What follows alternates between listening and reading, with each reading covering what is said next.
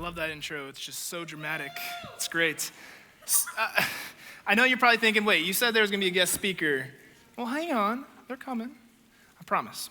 But we are in this series of Afterlife, where last week we looked at a character in the Bible named John, who he spent his life following Jesus. Before he actually met Jesus, he lived his life. Then he obviously lived his life with Jesus on earth. And then after Jesus resurrected, he lived his life following Jesus' principles and living with Jesus in spirit. So this story is the series is kind of like talking about what we are supposed to do after life, after the Easter story. For today, I thought it'd be a really good intro to talk about my favorite children's book. It's called You Are Special by Max Decatum. And I don't know if you've ever read this book. If you haven't, read it. I know what you're thinking, Sam, it's a kid's book. I don't want to read a kid's book. I'm a middle school, a high schooler. Yeah, I know you guys are big kids, but hey, seriously, this book is amazing for a multitude of reasons. But let me just kind of give you a snapshot. So in this book, there's a bunch of wooden people. This creator built wooden people in a village for them to live in, and these wooden people walk around. They're called Wemmicks. And the main character, Punchinello, they walk around. Punchinello is this guy right here, the sad-looking guy. What they do is they give each other stars, like golden stars, or black dots, depending on what they think somebody deserves. So if, for this game that we just played, since the boys, they didn't win, they get a black dot. Girls won, they get a golden star. So that's how this village operated. If you did something good, you got a star. If you did something bad, or even if you just didn't look the best. So Punchinello, our main character, he tried to do really cool things. He tried to juggle, and he'd drop the balls on himself. He'd get dots. He tried to climb really high and do flips. He'd fall. He'd get dots. In fact, Punchinello, as long as he tried, he never got a gold star. Now think about how that would feel. That would feel really, really bad. You see all your friends with these gold stars on them, but you're just riddled with these black dots, and everybody knows what those mean. They mean you don't matter. You're not good enough, right? So Punchinello one day meets this woman, this other Wemmick, another wooden lady. She doesn't have any black dots, but she also doesn't have any golden stars either. And he looks at her so confused. He's like, how do you not have any stickers on you? She goes, well, stickers only stick if you let them. Meaning, people's labels that they try to give us, they only have the power we give them. This lady, she didn't have any golden stars, which maybe she wanted to keep those labels, but she didn't. And she didn't have any black dots. And so Punchinello, again, he's like, well, okay, how do I get these black dots off then? Like, how do I live like you? She says, hey, Eli, the creator of us, he lives up on the hill. I hang out with him every day. He tells me who I am. So these stickers, they don't stick. Punchinello wanted this kind of mentality, so he runs up to Eli's house. And he's a little scared because he's riddled with these black dots. And again, he's like, I'm meeting my creator, and he's seeing all this black on me. Is he even going to like me? Is he going to be disappointed in me? So he goes up to the creator, and he's like, I'm sorry, I try to do good. I try to get these stars. But what Eli, the creator, says is, Punchinello, you are special. And you're special because I made you, and I don't make mistakes. See, when Punchinello heard that, and he decided to leave the creator's home, he believed it. And when he believed it, a dot dropped from his body. And later on, as he continued to believe, all those dots, they fell off. So for us, when we start believing in what our Creator tells us we are, who we are, what we look like, those labels can fall off. I tell you this story because I think it's a very perfect intro for tonight. We're going to be looking at a woman in the Bible who was a really committed follower of Jesus, but she had a really, really rough go of it. She was depressed, she was riddled with demons, and she was an outcast. Nobody liked being around her. And before we get to her even, this is where our special treat comes in, our guest speaker. I want to share with you guys the person that I look up to the most in this world. She's endured so much. She's so incredibly strong. It's my wife, Ariel. Here's us in high school, so about your guys' age. Oh, yeah, right? You guys see that hair? Bieber, take that, man. Come on. But this was us in high school. We started dating. It was my senior year and her junior year, and we've obviously been together ever since. But I walked through a lot of Ariel's story with her, a lot of the really hard things she had to go through. And as I was preparing for this talk, I said, hey, this isn't my story to tell, this is hers. And you guys, I'm again so stoked that she gets to be out here talking today. So please, put your hands together, give me a good Scott County welcome for my wife, Ariel.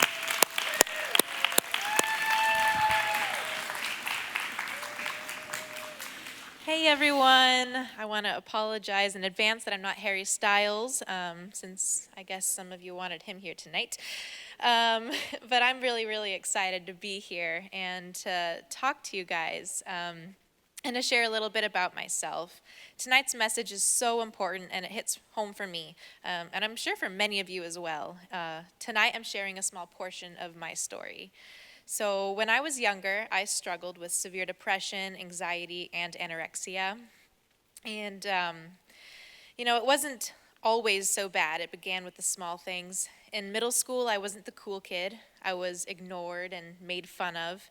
I didn't like what everyone else liked. I enjoyed writing sad poetry and doing literary analysis. I was called names and laughed at a lot. And other people's words, they stuck to me like glue, kind of like in that children's story. I had a whole bunch of little black dots all over me, and their words began to define me. I saw myself as ugly, a ghost, invisible, and I walked through my school hallways knowing that no one saw me, not for who I really was. These words began to shape how I treated myself. I stopped eating, I stopped caring about things I used to care about, and I became a shell of who I used to be. In high school, these emotions reached a critical peak. I felt desperate, worthless, and disgusting. I was unlovable, unloved, and a nobody. All of these feelings had no way of truly being expressed. So I ended up doing what lots of people sadly end up doing, and I started to self-harm. It felt like the only way to truly feel something. And it was the only way to punish myself for being such a waste of space. So I began cutting, and when that didn't feel like enough, I began to develop other really bad habits that were meant to hurt myself. Not only did I begin to self-harm, but I was also plagued with panic attacks, and these were intense panic attacks. To give you a picture, I would kind of flip a switch. My heart would begin racing, my head spinning, and my brain was full of words and phrases that I just couldn't control. My brain, my arms, my legs, and my lungs were no longer my own. I would scream to myself that I should die, that I should just kill myself. The world, my family, and even Sam would be better off without me. My eyes would turn dark and my persona would change. I was cold and rigid. I would convulse, and I even tore my own hair out. I truly believe that the devil was taking control of me in those moments. I would often have these panic attacks in front of Sam. He would try his best to calm me down and tell me that he loved me and that I was beautiful. He would hold me down and try to protect me from myself. But I didn't believe him, and I didn't let him. All I believed was what the devil was telling me. After these panic attacks subsided, a flood of shame and regret would come. All I do is hurt other people. All I do is hurt Sam, the person who means most to me in the world. And it became a cycle of panic, hatred, and regret that I just couldn't seem to get a grip on. No one could help me, and maybe I wasn't even worth saving at this point. Well, maybe you're here. Maybe you're in pain. Maybe you've had these thoughts. And maybe you're hurting really, really bad. There is no shame in that. The devil comes to steal and kill and destroy, and he will do anything to do that. He'll steal our joy, he'll kill our souls, and destroy our futures. But my story didn't end there. If it had, I wouldn't be here today. I wouldn't have married the love of my life, graduated college, or done any of the amazing things that God had planned for me, like come move to Kentucky and be in Georgetown. There's so much hope in the world. There's hope because of God. There was hope for me, and there is hope for you. There were many things that helped me heal, but the biggest one was God. God showed me that I had worth in him. Through him I am fearfully and wonderfully made, and through him I found strength and hope and purpose. I began delving into the Bible, I reached out to professionals, and I opened up to my family. God gave me the courage to come clean and to seek help, because sometimes we can't do it on our own. Sometimes asking for help is the scariest thing to do. When I think back to my desperation, I remember a verse from a lovely song by Hillsong United. Here I stand, high in surrender. I need you now. Hold my heart now and forever. My soul cries out. That explains perfectly how it felt reaching out to God and to my family for help. And I still struggle with these evil thoughts from time to time. There are days I feel worthless and broken and ugly, but I know that I have worth in God. And if he says that I am loved, then dang nabbit, I am loved. I can't really say no to God. And you are too. All of you guys are loved on so many levels. And we all have worth. So once I broke the chains of depression and anxiety and body hatred, I got a tattoo on my arm covering the scars where I once cut myself. I have an image of a bright sun, golden and glorious. Above the sun is a portion of the verse Romans 13:12. So put aside the deeds of darkness and put on the armor of light. I have put on the armor of light, the armor of God, and I know that I am loved, now and forever. And all of you are too. Thank you.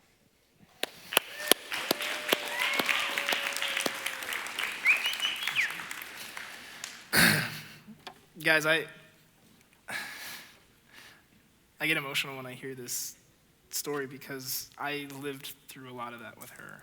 And the biggest thing that I wanted her to know in those moments where she's panicking, in those moments where she's literally wanting, like she's screaming out that she doesn't matter, that she's not beautiful, all these things that she just told you guys, all I wanted in those moments was for her to see herself as I saw her, for her to see herself as Christ saw her. And for whatever reason, she couldn't grasp it until she started seeking help. She started seeking help. She started diving into the Bible. She started coming to church a lot more often and seeking a community of people. And she found out she wasn't alone in those thoughts. She found out that there was a lot of people who did the same things that she did, that felt the same way that she felt. She got better.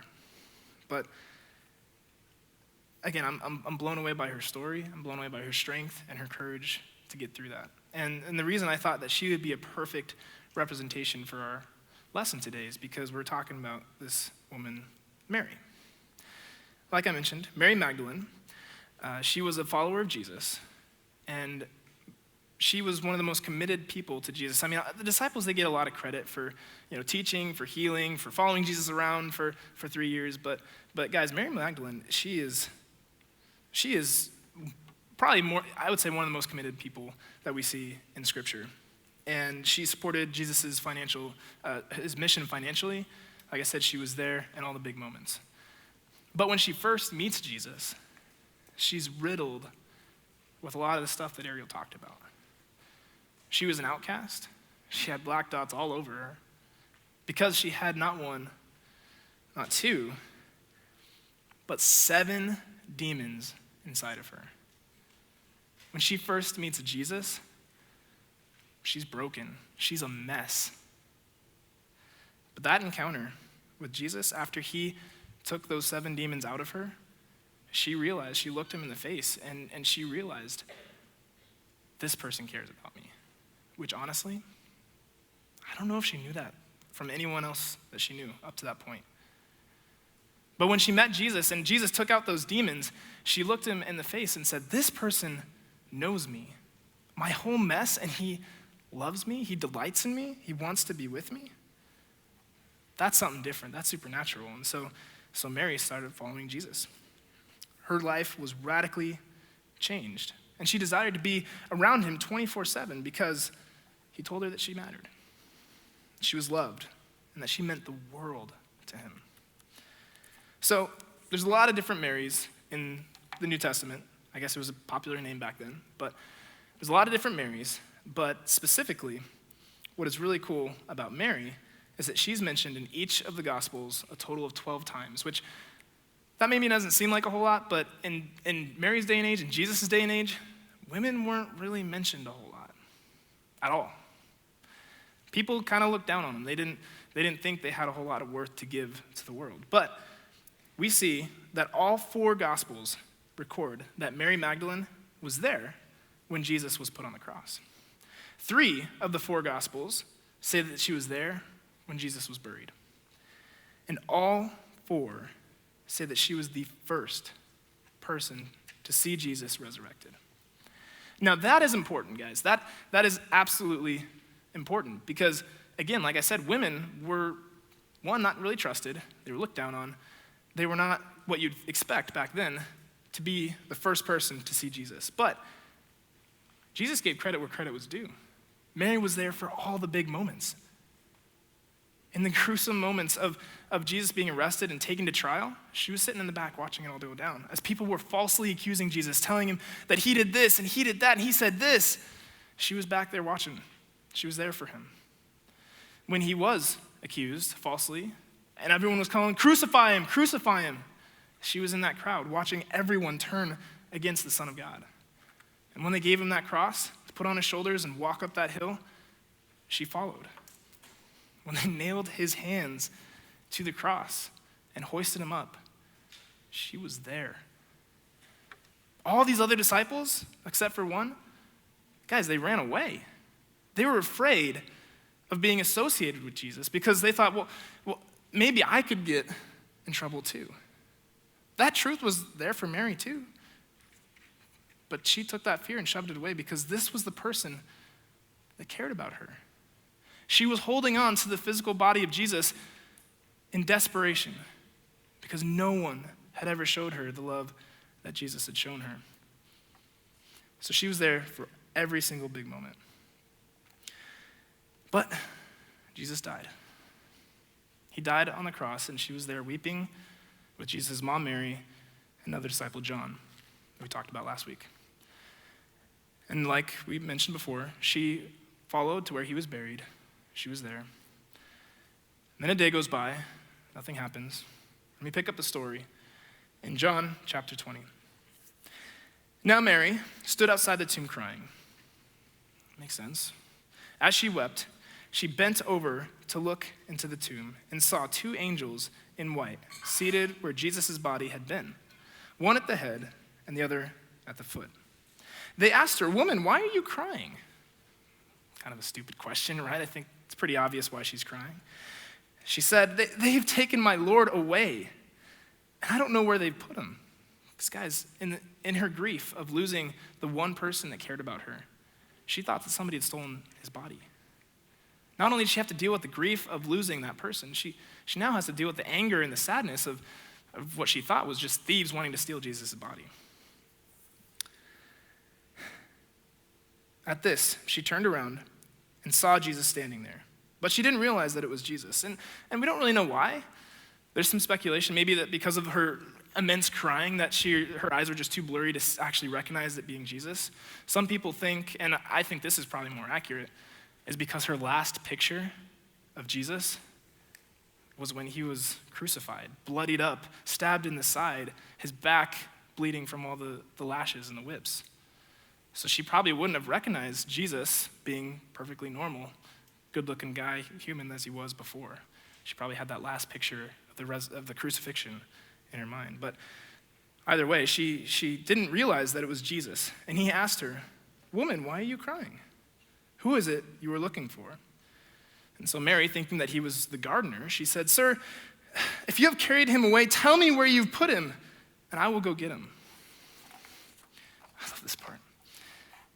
Jesus looks at her and says to her, "Mary." In that moment, she turned toward Jesus and cried out in Aramaic, "Rabboni," which means teacher. And she goes to try to give him a hug.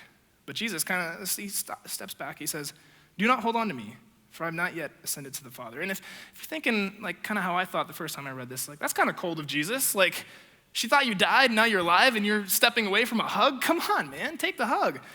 But Jesus was actually teaching her in this moment.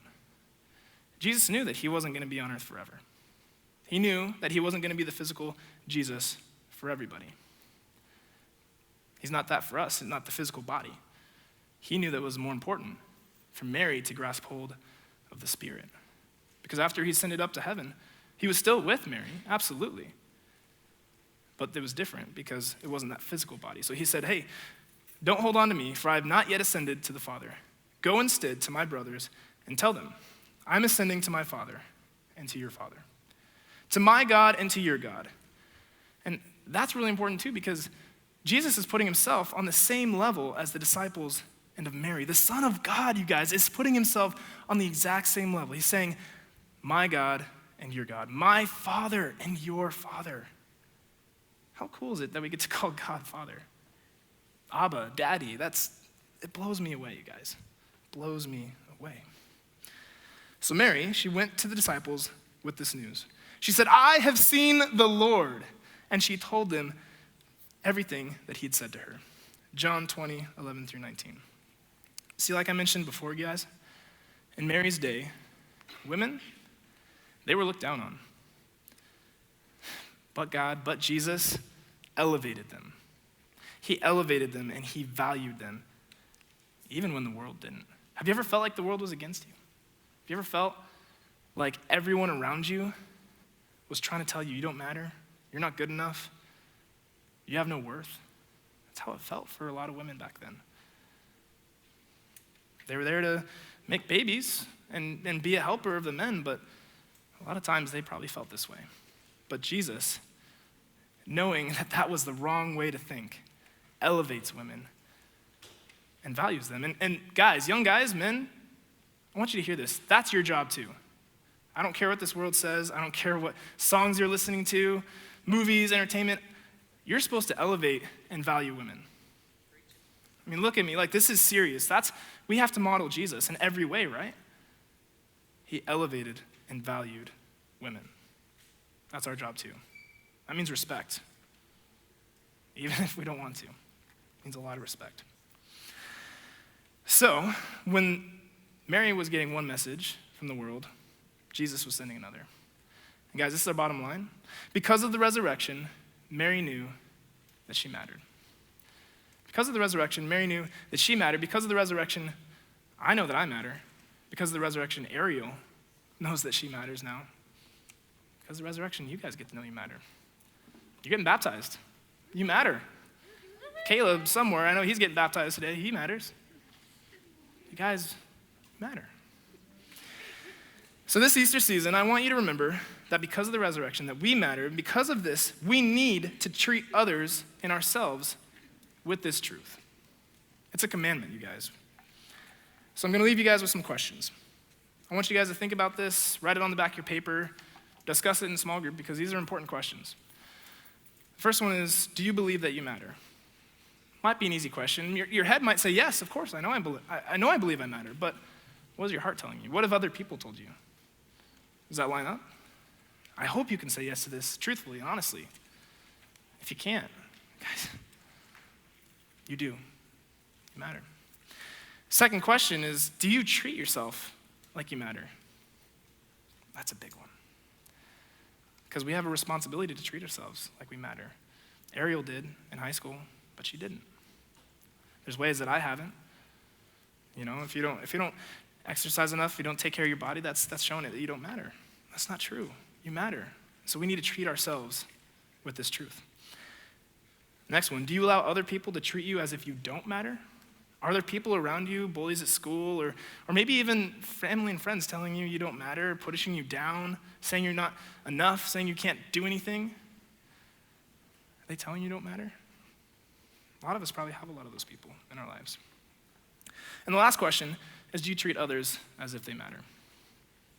Guys, do you treat girls as if they matter? Wholly and completely? I hope you can say yes. I honestly didn't in high school. Not all the way. And I feel so much regret for that. So I can hope that you guys can say yes. And girls, do you treat guys like they matter? I hope you can say yes to that. Do you treat your parents like they matter? Do you treat your family, your friends? Do you treat that lonely person at school like they matter? Do you treat the bully like they matter? Because even if they are that person trying to tell you you don't matter, they still need to know they matter. Maybe that's why they're doing it. So whatever your questions, whatever your answers to these questions are, obviously know this. Look at me. You matter. And that's not coming from me, even though I believe it. I believe you matter, but that's coming from the creator of the universe. Remember, you're special.